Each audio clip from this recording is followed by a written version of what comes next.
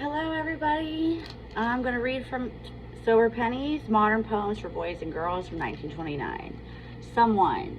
If you should hear a tiny little knock at your door, what would you think it might be? I wonder who was knocking at this little boy's door. It seems like fairies, doesn't it? Someone came knocking at my wee small door. Someone came knocking, I'm sure, sure.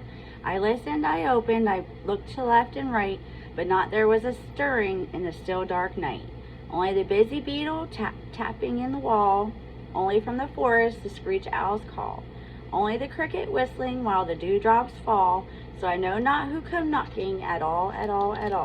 Walter de la Mare. Silver Pennies. I look to the left and right. It's so cool. I'm going to read from God's Best for You. Commitment in action. The young piano student is determined to make it to the concert hall. Imagine the thoughts that go through her mind. Though she looks out of the window on a sunny afternoon and sees the neighborhood kids playing a pickup game of softball in the field across the street. Is she tempted to forego the day's practice session and join the game?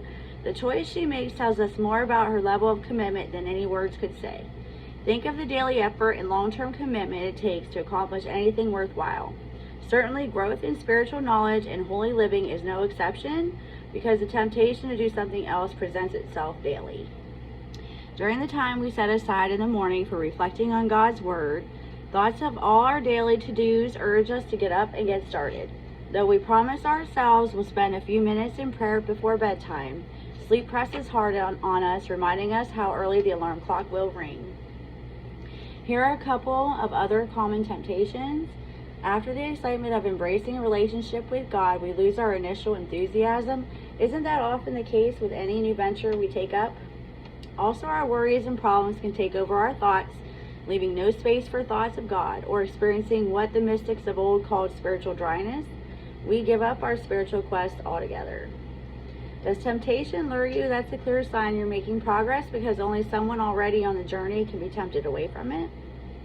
Now look at your actions. If they show anything less than true commitment, ask God to grant you the strength and power to make the right choice. Blessed are those who hunger and thirst for righteousness, for they shall be satisfied. From Matthew 5:6. From Daily Guideposts, March 12, I think. He who loves money shall never have enough. The foolishness of thinking that wealth brings happiness. Ecclesiastes, I can never say it, 5:10. After I quit my job at the radio station in 1992 to work at home full-time as a freelance writer, a number of people suggested that I get a real job when times got tough financially for me. You should be a salesperson. You've got the personality for it, and think of the money you could make, one friend suggested. Why don't you consider teaching, or at the very least you could be a substitute teacher? They make good money, another offered. All good suggestions. But I've learned that the paycheck isn't nearly as important as the satisfaction I get from doing my work and living my life. True story. My daily commute takes me approximately 20 seconds from my bedroom to my office downstairs. No traffic to fight, no stress. If I feel like going for a bike ride at 11 o'clock in the morning, I go.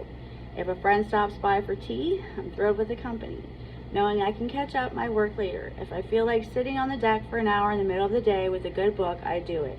If I want to spend an extra 20 minutes pondering a perplexing proverb, nobody's there to insist I get back to work.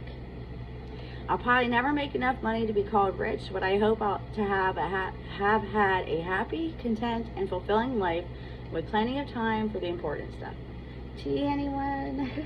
Lord, thank you for this simple life of great abundance, a plethora of friends, time to enjoy them, no stress, and a career that I love.